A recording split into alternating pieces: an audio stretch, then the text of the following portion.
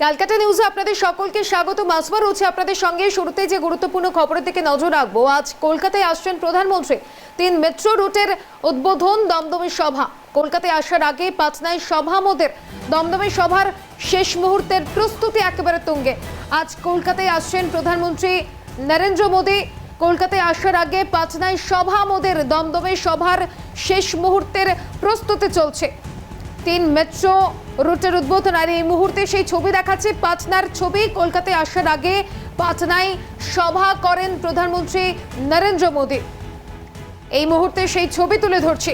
একদিকে কলকাতায় আসবেন তিনি, তবে কলকাতায় আসার আগে পাটনায় সভা করেন প্রধানমন্ত্রী, আর সেই ছবি তুলে ধরছি।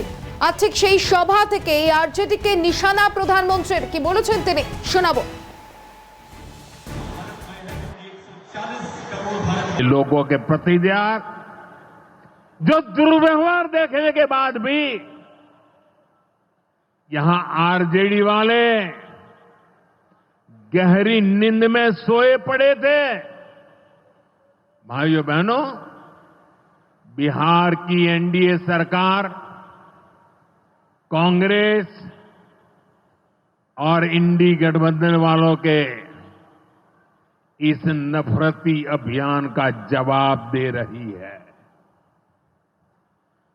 बिहार के बेटे बेटी को यहीं पर रोजगार मिले,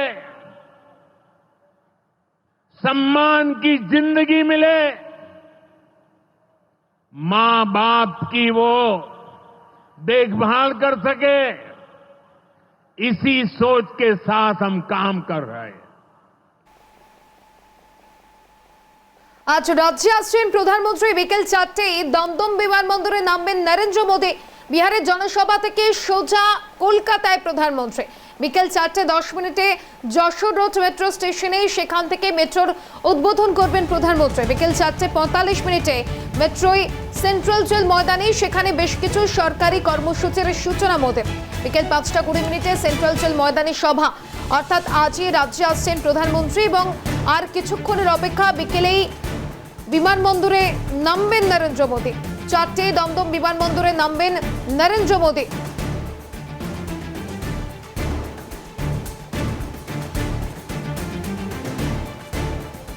আর এই মুহূর্তে যে ছবি দেখাচ্ছি, বিভিন্ন জায়গার শেষ মুহূর্তের প্রস্তুতি একেবারে তুঙ্গে। যেহেতু আর কিছু সময়ের অপেক্ষা, তারপরেই দমদম বিমানবন্দরে নামবেন প্রধানমন্ত্রী নরেন্দ্র মোদী। আর এখান থেকে সরাসরি চিফ রিপোর্টার সত্যজিৎ মুখোপাধ্যায় রয়েছেন আমাদের সঙ্গে। সত্যজিৎ, আর কিছুক্ষণের অপেক্ষা, তারপরে প্রধানমন্ত্রী আসবেন এবং তার আসার আগে শেষ মুহূর্তের প্রস্তুতির ছবিটা ঠিক কি?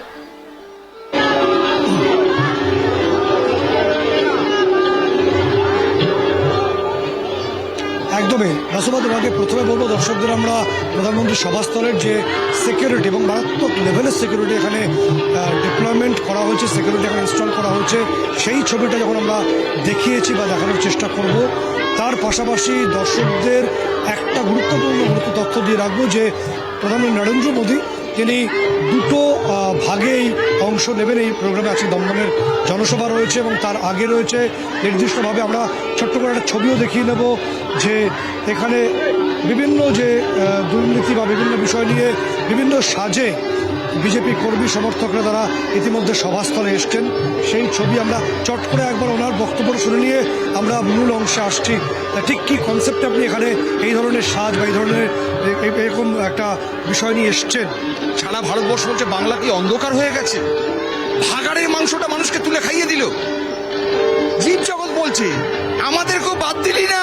বাজ পাখি বলছে, বাজ পাখি ভাগাড়ের মাংস খায়, সবাই জানে ভাগাড় খায়।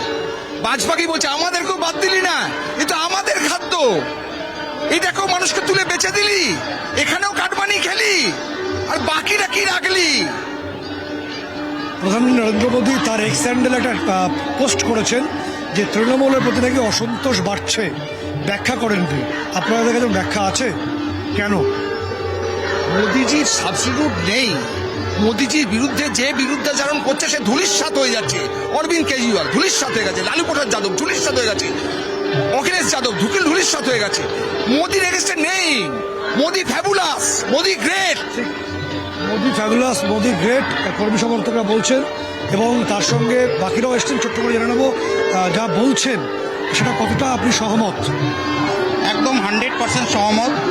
আজকে নরেন্দ্র দামোদর দাস মোদী তিনি রাষ্ট্রনায়ক নয়, তিনি বিশ্বগুরু হিসেবে পরিচিত হয়েছে। আজকে ইউক্রেন রাশিয়ার যুদ্ধে দেখুন মোদীজিকে ডাকছে। এদিকে আবার যে কোনো বিশ্বে যে কোনো ব্যবস্থাপনার যদি ব্যাঘাত ঘটে আগে মোদীজিকে কল করা হয়। তো যেই ক্ষেত্রে বলা হয়েছিল নোবেল পুরস্কারের জন্য ডোনাল্ড ট্রাম্প, আমরা মনে করি নোবেল পুরস্কারের জন্য একমাত্র দাবিদার নরেন্দ্র দামোদর দাস মোদী। ঠিক, অর্থাৎ যারা কর্মী সমর্থক এসছেন এখানে তারা নরেন্দ্র মোদীর সাফল্যের জয়গান শুনতে এসছেন, তারা বলছেন। কিন্তু আমি একটা অন্য ব্যাখ্যায় আমি আসছি একটু বাদে আপনাদের কাছে। একটা বিষয় আমি আসব, সেটা হলো যে তোমাকে মাসুমা একটা বিষয় বুঝতে হবে। সে বিষয় হলো যে এখানে আজকের যে সভা, দুর্গাপুরে গত মাসে আমরা সভা দেখেছি, তার ঠিক 1 মাস ঘুরতে না ঘুরতেই ফের দমদমের সভা। এই দমদমের সভা, এবং তুমি ভালো করে ফলো করবে, দর্শকদের আমরা জানাচ্ছি যে এই যে রেল, অর্থাৎ উন্নয়নকে তাস করে পাখির চোখ করে বা একদম কেন্দ্রবিন্দুতে রেখে বিজেপি এবার এই রাজ্যে নির্বাচনে লড়তে নামছে বলে অনেকে মনে করছেন। এবার রেল প্রকল্প, কারণ তুমি 4:15 থেকে মেট্রো রেলের একাধিক প্রকল্পের সূচি এবং উদ্বোধন পর্ব শুরু হবে। আজকে প্রধানমন্ত্রী নিজে তিনি মেট্রোয় তিনি সাওয়ারি হবেন, তিনি মেট্রো ভিজিট করবেন, তারপর তিনি জনসভায় আসবেন। রেল কেন? কারণ এর আগে তুমি দেখবে যে যখন রাজ্যের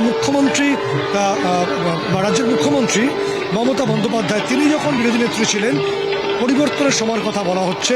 বিশেষজ্ঞরা বলছেন বা রাজনৈতিক পর্যবেক্ষকরা বলছেন যে এই রেলে তিনি বেশ কিছু মনমোহনী প্রকল্প তিনি সামনে এনেছিলেন। তারই একটা এক্সটেন্ডেড রূপ হচ্ছে আজকের এই মেট্রো প্রজেকশনগুলো। এগুলো 2009-এ মমতা বন্দ্যোপাধ্যায় রেলমন্ত্রী থাকাকালীন তিনি ঘোষণাও করেছিলেন।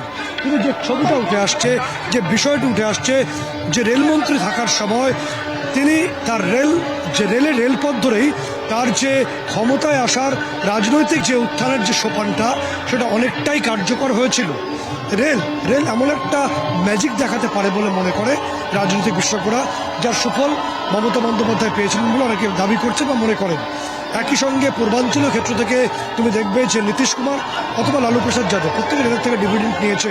ফলে আজকের সময় দাঁড়িয়ে প্রধানমন্ত্রী নরেন্দ্র মোদী বা বিজেপি তারাও বুঝতে পারছে যে পূর্বাঞ্চলীয় ক্ষেত্রে বা পূর্বাঞ্চলীয় সেক্টরে রেল ম্যাজিক দেখাতে পারে। তাই কি রেল? এবং তার পাশাপাশি যে গুরুত্বপূর্ণ বিষয়টি উঠে আসবে তা হলো যে আলটিমেটলি ভোট বাক্স। কারণ আজকে যখন প্রধানমন্ত্রী নরেন্দ্র মোদী 5:30টার এই জনসভায় অংশ নেবে, তখন তার দিকে মানুষ তাকিয়ে থাকবে বেশ কতগুলো ইস্যু পুরোপুরি এবং সঠিক ব্যাখ্যা শোনার জন্য। প্রথম বিষয় হলো যে এসআইআর এর ফলাফল এ রাজ্যে কী হতে পারে, এসআইআর এর ভূমিকা রাজ্যে কী হতে পারে, প্রভাব কী পড়তে পারে। যদিও এটা নির্বাচন কমিশনের বিষয়, তার রাজনৈতিক রেজাল্ট কী আসতে পারে। কারণ বাংলা একটা সীমান্তবর্তী রাজ্য এবং একদম বসিরহাট থেকে কোচবিহার পর্যন্ত এই যে স্ট্রেট লাইন সীমান্তবর্তী, এই স্ট্রেট লাইনের মানুষের একটা বড় অংশ এরা অনুপ্রবেশকারী, তাদের ক্ষেত্রে ফলাফল কী আসতে পারে, বা বিজেপির কেন্দ্রীয় নেতৃত্ব এসআইআর এর সুফল অথবা মিশ্র ফল কীভাবে নিতে চাইছে, তার একটা প্রেক্ষাপট মানুষ এক্ষেত্রে শুনতে চাইবে। দ্বিতীয়ত, যে ছবি বা বক্তব্য উঠে আসছে, বিতর্কিত বিল সংসদে যা সাম্প্রতিক সময় পেশ হয়েছে, জেপিসিতে গেছে, সেই বিলটি নিয়ে যদি নরেন্দ্র মোদী আজকে, অর্থাৎ দেশের প্রধানমন্ত্রী, তিনি কোনো বক্তব্য পেশ করেন, তাহলে বুঝতে হবে আসন্ন নির্বাচনে একাধিক তৃণমূল কংগ্রেসের নেতা মন্ত্রী হয়তো স্ক্যানারে আসতে পারেন বলে বিশেষজ্ঞরা বলছেন। তবে সবথেকে গুরুত্বপূর্ণ বিষয় তুমি দেখবে যে এ রাজ্যে এবারের নির্বাচনটা মূলত তৃণমূল কংগ্রেস লড়াই করবে বা নামবে মূলত বাঙালির অধিকার রক্ষা, বাঙালি জাতির অধিকার বোধ এবং বাংলা ভাষার অধিকার রক্ষা নিয়ে, বাঙালি জাতির অস্মিতা নিয়ে। এক্ষেত্রে বিজেপি কতটা বাংলার পক্ষে, কতটা বাংলা ভাষা রক্ষার পক্ষে, এই বিষয়গুলো উঠে আসছে, প্রশ্নগুলো উঠে আসছে, যদিও বিতর্কিত। এক্ষেত্রে আজকে যেটা দুর্গাপুরের সভা থেকে কিছুটা নরেন্দ্র মোদী তিনি পরিষ্কার করেছিলেন, প্রধানমন্ত্রী হিসেবে তার বক্তব্য সেখানে পরিষ্কার হয়েছিল। আজকের সভা দাঁড়িয়ে মানুষ জানতে চাইবে যে বাংলা ভাষার ক্ষেত্রে বা বাংলার মানুষের ক্ষেত্রে ঠিক কতটা তারা এই বিষয়টি হতে পারে, বা বাংলা ভাষা অধিকার রক্ষার ক্ষেত্রে বিজেপির অপশন কি আছে। যদি আজকের বক্তব্য বা এই ধরনের বক্তব্য বিফোর নির্বাচনের আগে সেটা পরিষ্কার হয়, সেই বক্তব্যই আলটিমেটলি এ রাজ্যে বিজেপির যে ভোট বাক্স অর্থাৎ নির্বাচনের ভোট বাক্সের স্বাস্থ্য অনেকটা রক্ষা করবে বলে মনে করছে। কিন্তু আলটিমেটলি সেই বক্তব্য উঠে আসতে হবে বিজেপির কেন্দ্রীয় নেতৃত্ব এবং সরাসরি নরেন্দ্র মোদী প্রধানমন্ত্রী তিনি বলতে কথাই নেই। ফলে এই গোটা বিষয়গুলো এবং পাশাপাশি তিনি ফলো করবে যে যতগুলো সভা হচ্ছে তাদের সরকারি প্রকল্প যেমন ঘোষিত হচ্ছে তার পাশাপাশি জনসভা রাখা হচ্ছে। ফলে সরকারি প্রকল্পের সুফল জনসভায় এসে বিস্তারিত ব্যাখ্যা দিচ্ছেন প্রধানমন্ত্রী। ফলে এই যে সুফলটা তার যে রাজনৈতিক সুফল পাওয়ার চেষ্টা করা হচ্ছে বিজেপির তরফে সেটা কোথাও নির্বাচন অর্থাৎ 26-এর নির্বাচনের সুর বেঁধে দেওয়ার চেষ্টা করছে বলে অনেকে মনে করছেন। মাজুবা, সত্যজিৎ, আজকের এই জনসভা থেকে প্রধানমন্ত্রী কি বার্তা দেন সেটা যেমন গুরুত্বপূর্ণ, একটা বিষয় জানতে চাইবো যে প্রধানমন্ত্রী আসার আগে নিরাপত্তা ব্যবস্থার ছবিটা ঠিক কি এই মুহূর্তে?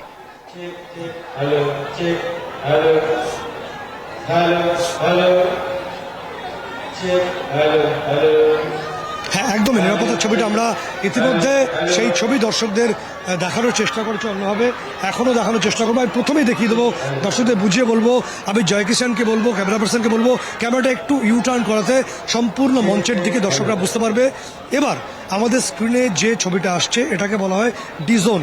এই ডিজোনটা পুরোপুরি এসপিজির নিয়ন্ত্রণে আমরা সেই ছবি দেখতে পাচ্ছি। এখানে কোনোভাবেই কোনো মিডিয়া বা কাউকে অ্যালাউ করা হবে না এবং মধ্যবর্তী যে অংশটা আমি একটু করে আমি জুম আউট করতে বলবো, অর্থাৎ ছবিটাকে আর একটু ক্লোজ করতে বলবো আমাদের অংশে, তাহলে বোঝা যাবে যে ডিজোনের পরে যে মধ্যবর্তী অংশটা আছে যেটা বাঁশের ব্যারিকেড করা আছে এবং গার্ডরেল দেওয়া রয়েছে এটাকে গ্যাংওয়ে বলা হয়। গ্যাংওয়ে দর্শকদের বোঝানোর জন্য বলবো যে এই গ্যাংওয়েতে তুমি দেখবে যে ডিজোনের পরই গ্যাংওয়েতে পুলিশ কর্মীরা রয়েছেন।